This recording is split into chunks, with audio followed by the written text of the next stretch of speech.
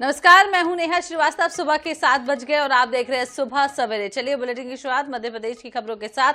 जब भोपाल से पहली खबर आपको बता दें, बीजेपी विधायक रमेश मेंदोला का सोशल मीडिया प्लेटफॉर्म एक्स पर एक पोस्ट आया है जिसपे उन्होंने लिखा है कि राहुल गांधी को इंदौर से चुनाव लड़ने का न्योता उन्होंने दिया है। हमारा इंदौर पीएम मोदी का परिवार है, ऐसा मेंदोला ने कहा है। इसके अलावा उन्होंने ये भी कहा है कि ये परिवार राहुल गांधी को हार का उपहार देकर विदा करेगा। तो मेंदोला का सोशल मीडिया प्लेटफॉर्म एक्स पर ये ट्वीट है और उन्होंने लिखा है पोस्ट में अपने कि राहुल गांधी को इंदौर से चुनाव लड़ने का मौका दिया जाए। इंदौर से वो चुनाव लड़ेंगे तो हम उन्हें हार का तोहफा देंगे।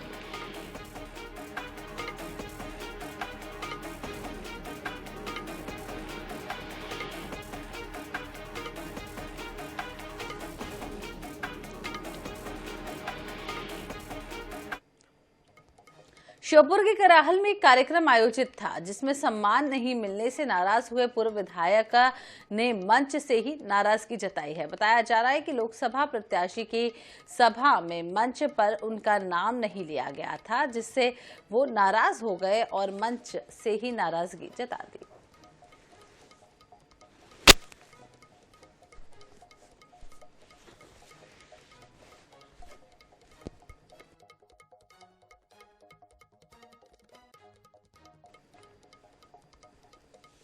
तो करहाल से पार्टी का बता दें आपको, जहां श्योपुर में नाराज हो गए हैं नेता और पूर्व विधायक जो है उन्होंने अपनी नाराजगी जताई।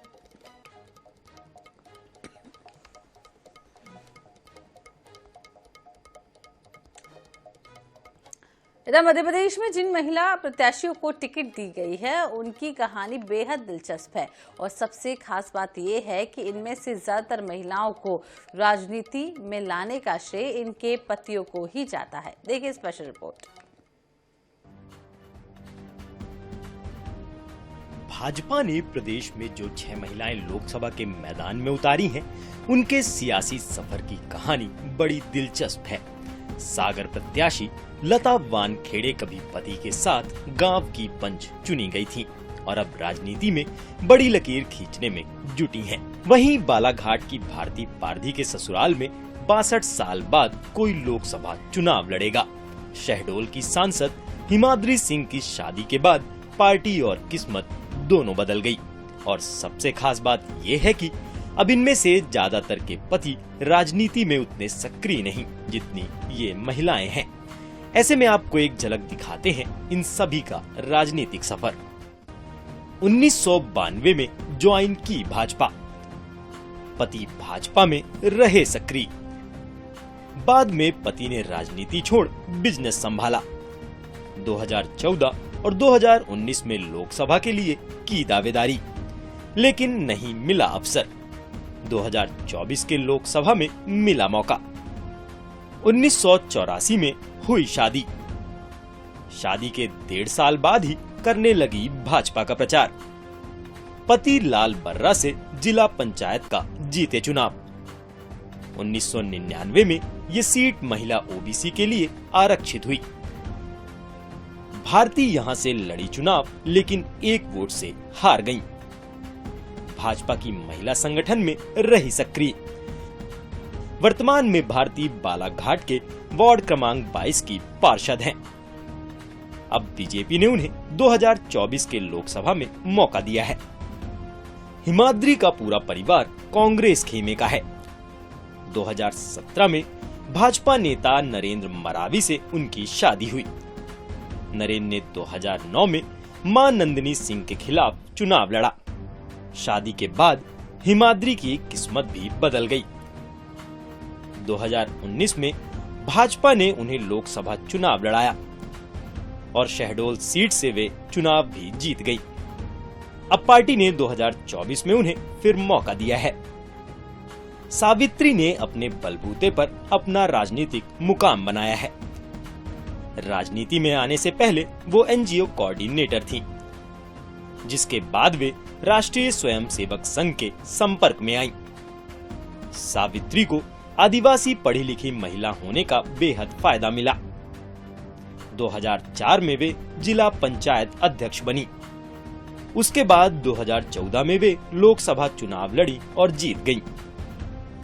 लेकिन 2019 के लोकसभा में उनका टिकट काट दिया गया, जिसके बाद अब 2024 में पार्टी ने उन पर भरोसा जताया है।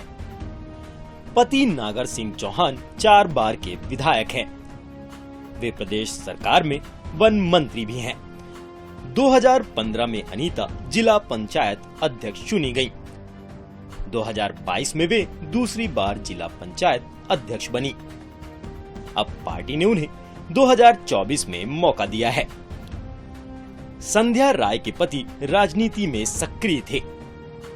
पटवा सरकार में वे जनपद अध्यक्ष बने। कृषि उपज मंडी समिति के सदस्य के तौर पर संध्या की राजनीति में एंट्री हुई। 2003 में वे विधानसभा का चुनाव जीती। उसके बाद 2019 में उन्होंने लोकसभा में अपना दमखम आजमाया, जिसमें उन्हें जीत भी मिली। अब 2024 के लोकसभा में पार्टी ने उन्हें फिर मौका दिया है। बीजेपी की ये महिलाएं इस बार के लोकसभा में अपना दमखम दिखाएंगी। पार्टी ने सभी समीकरणों को ध्यान में रखकर इन पर दाव लगाया है। लेकिन ये महिलाएं बीजेपी के फैसले पर खरा उतरती हैं या नहीं, ये तो अभी कुछ कहा नहीं जा सकता। मगर बात अगर 2019 के लोकसभा की करें तो पार्टी ने 4 महिलाओं को मौका दिया था और सभी ने जीत दर्ज की थी। Bureau report, INS 24/7 Bhopal. इधर कांग्रेस के सीनियर नेता लोकसभा चुनाव लड़ने से इनकार कर चुके हैं, जिसके कारण आपको बता दें कांग्रेस इस बार युवा और नए चेहरों पर दाव लगाने की कोशिश में लगी हुई है। दूसरी लिस्ट में महिला उम्मीदवारों के साथ साथ मौजूदा विधायकों को भी लोकसभा चुनाव लड़वा सकती है। मौजूदा विधायकों में जबलपुर संसदीय सीट से लखन घनघोरिया का नाम सबसे आगे है। लखन घनघोरिया अभी जबलपुर पूर्व से विधायक हैं। मिल सकता है टिकट।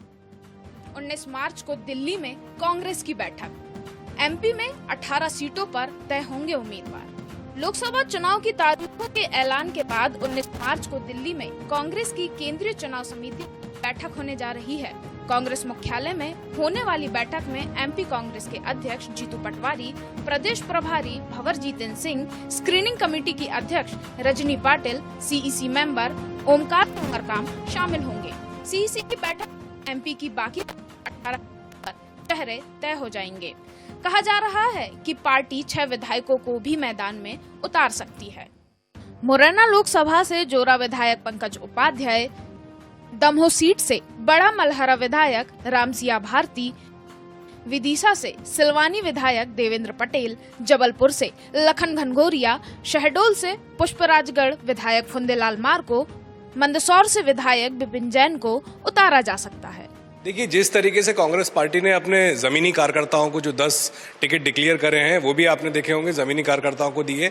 उसी तरीके से जमीनी पकड़ रखने वाले हमारे कार्यकर्ताओं को जो टिकट डिक्लेयर होने वाले हैं वो मिलेंगे। और आने वाले समय में आप देखेंगे कि जो हमारे जमीनी कार्यकर्ता हैं वो ये चुनाव जीतने की भी क्षमता रखते हैं। और आप देखेंगे कि हम 20 से 22 सीटें, ये जो लोकसभा का चुनाव होगा उसमें हम 20 से 22 सीटें ये हमारे जमीनी कार्यकर्ता जीते। सूत्रों के मुताबिक कांग्रेस आला कमान मध्य प्रदेश के सीनियर लीडर को चुनाव लड़ाने को कह रहा है, लेकिन कमलनाथ, दिग्विजय सिंह, सज्जन सिंह वर्मा सहित तमाम नेता चुनाव लड़ने के लिए राजी नहीं हैं। ऐसे में अब कांग्रेस युवाओं पर दांव लगा सकती है।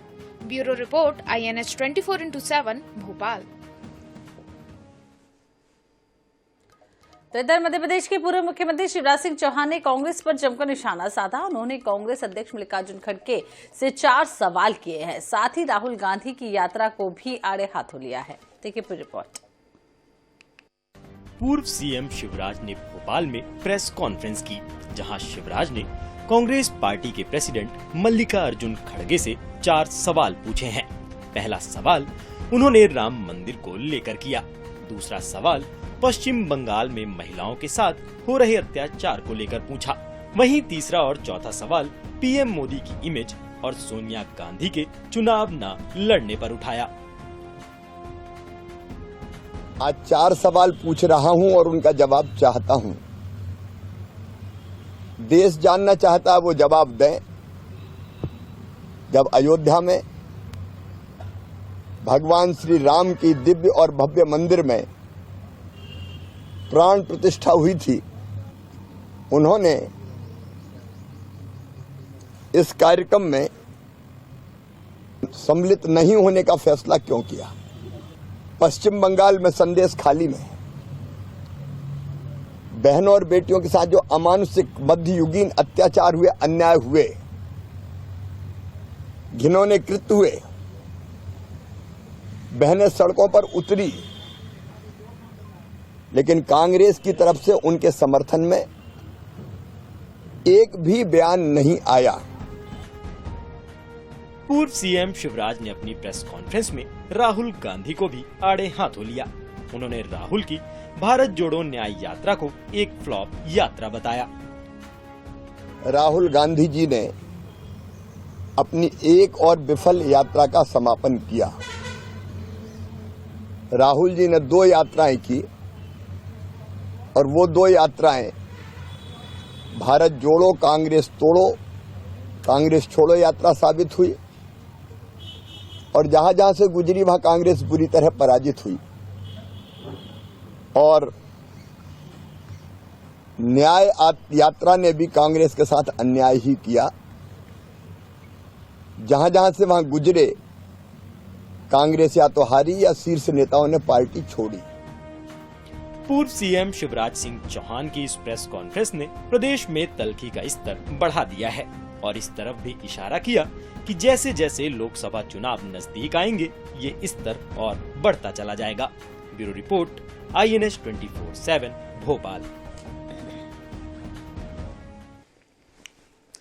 तो लोकसभा चुनाव से पहले मध्य प्रदेश में दल बदल का सिलसिला जारी है। कांग्रेस में मची भगदड़ थमने का नाम ही नहीं ले रही है। हर दिन कोई ना कोई नेता बीजेपी में शामिल हो रहा है।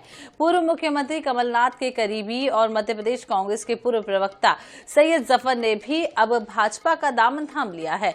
भोपाल प्रदेश भाजपा कार्यालय में मुख्यमंत्री डॉक्टर मोहन यादव और प्रदेश अध्यक्ष वी.डी. शर्मा ने सैयद जफर को बीजेपी की सदस्यता दिलाई है। इसके अलावा संतोष पालीवाल और दिनेश श्रीधर समेत कई अन्य नेताओं ने भी भाजपा की सदस्यता ग्रहण की है।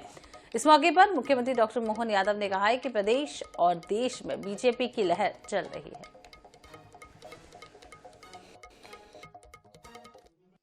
कमलनाथ के बेहद करीबी सैयद जाफर ने आज बीजेपी का दामन थामा है। उनसे बात करेंगे। सर, क्या कारण रहे आज बीजेपी में शामिल हुए हैं आप? देखिए, मोदी जी का सबका साथ सबका विकास का हमने चिंतन किया, मंथन किया। आरएसएस ने 1925 में गठन कर जो अपने एजेंडे बनाए, चाहे राम मंदिर का मुद्दा हो, धारा 370 का मुद्दा हो, चाहे ट्रिपल तलाक का मुद्दा हो, उन सब मुद्दों का हमने चिंतन और मंथन किया और ये पाया कि संघ और बीजेपी जो कहती है वो करती है और अपने एजेंडे पर आज तक कायम है 100 साल के बाद भी। लेकिन कांग्रेस पार्टी लगातार अपने मूल उद्देश्यों से भटक रही है, कंफ्यूज्ड है। राहुल गांधी जी अपने वरिष्ठ नेताओं की उपेक्षा करते हैं। राहुल गांधी जी युवा नेताओं का सही उपयोग नहीं कर रहे हैं और पूरा देश आज मोदी जी के नेतृत्व में भारत को आगे लाना चाहता है। अपना परिवार, मोदी जी के परिवार के साथ काम कर रहा है। मैं भी उसी चीज को देखते हुए मोदी जी के परिवार में आज शामिल हुआ हूँ। सीए को लेकर कुछ दिन पहले आपने ट्वीट किया था, तो वहीं से शुरू हो गया था क्या आपका सोचना कि बीजेपी में जा रहे हैं? देखिए, मैं हमेशा सही बात करने वाला रहा हूँ, चाहे कांग्रेस के अंदर, चाहे कांग्रेस के बाहर, चाहे मीडिया में, चाहे कांग्रेस के इंटरनल कमेटी में। मैंने हमेशा ये बात कही कि हम कंफ्यूज की पॉलिटिक्स ना करें। मैंने कहा कि जब सीए में मुसलमानों की नागरिकता को लेकर कोई सवाल ही नहीं खड़ा हुआ, तो फिर क्यों ये इस तरीके की सवाल मुस्लिम लीग उठाती है, केजरीवाल उठाता है या कांग्रेस के नेताओं को समर्थन करते हैं कि सीए से मुसलमानों को नुकसान है? जब पूरे हिंदुस्तान में सीए के कानून से एक भी मुसलमान की नागरिकता नहीं जा रही है, तो क्यों हमारे समाज के लोगों को कंफ्यूज किया जा रहा है? ये सच है। हमने पूरा कानून पढ़ा है। बता दें, वो कोई कांग्रेस के नेता या कोई केजरीवाल की पार्टी के लोग या कोई मुस्लिम लीग के लोग कि जहां पर मोदी जी के द्वारा, अमित शाह जी के द्वारा जो कानून बनाया गया है सीए का, उसमें मुसलमानों की कोई नागरिकता जा रही है? तो गुमराह करने की जो राजनीति है वो उससे दुखी होकर मैंने निर्णय लिया। समय से कमलनाथ जी के आप करीब ही रहे हैं कि बीजेपी ज्वाइन करने से पहले उनसे आपसे की चर्चा हुई? मेरी उनसे चर्चा होती रहती है। वो मेरे एक पारिवारिक मैं उनका सदस्य हूँ। वो मेरे पितातुल हैं। मैं आज भी उनको पितातुल मानता हूँ और भविष्य में भी मेरे पितातुल रहेंगे। राजनीतिक चर्चाएं हमारी अब बंद हो गई हैं। आज ही आपको बीजेपी की क्यों याद नहीं आई? 15 सालों से क्यों याद नहीं? नहीं, ये तो मैंने आपसे कहा कि कांग्रेस लगातार कंफ्यूज्ड हो रही है और मोदी जी के परिवार में छिंदवाड़ा के सांसद की आवश्यकता है। छिंदवाड़ा के विकास में हम और आगे प्रगति लाने के लिए हमें बंटी साहू जी को एक सांसद के रूप में भेजना है, इसीलिए हम उनका सहयोग करने आए हैं। तो ये थे हमारे सैयद जाफर, जिनका साफ तौर से कहना है कि केंद्र सरकार और मोदी सरकार की जो नीतियां हैं, 370 हुआ, ऐसे तमाम जो मुद्दे हैं उनसे प्रभावित होकर आज बीजेपी का दामन मैंने थामा है। कैमरामैन नितिन के साथ सनी मालविया, INH न्यूज भोपाल। इधर कांग्रेस प्रदेश पदाधिकारियों से मुलाकात के बाद पूर्व सांसद कंकर मुंजारे का झलका दर्द। जी हां, कांग्रेस छोड़ने वालों पर निशाना साधा उन्होंने, और मुंजारे ने कहा है कि ये कांग्रेस के लिए मुश्किल समय है। जब सभी लोग कांग्रेस छोड़ रहे हैं तब मैं कांग्रेस में जाने की बात कर रहा हूं, क्योंकि मुझे लोकतंत्र बचाना है। उनका ये भी कहना है कि जब तक कांग्रेस में मलाई थी तब तक सभी लोग कांग्रेस में थे। आज प्याज और रोटी खाने के दिन आए हैं तो कांग्रेस का साथ छोड़कर जाने लगे हैं। जल्द ही कांग्रेस और मेरा वनवास खत्म होगा। मलाई है, हम नहीं गए, मलाई नहीं, लड़ाई है, समझा रहे हैं। लोगों को लग रहा मलाई खत्म हो गई तो वो छोड़ भाग रहे हैं। जब मलाई कांग्रेस पार्टी में थी तो मलाई खाने के लिए लोग वहाँ पे मारामारी कर रहे हैं। हम ऐसे मौके पे हम जाने की बात कर रहे हैं, खुद अपने से होकर पहल कर रहे हैं, क्योंकि देश को बचाना है, लोकतंत्र को बचाना है, लोगों की आज़ादी को बचाना है।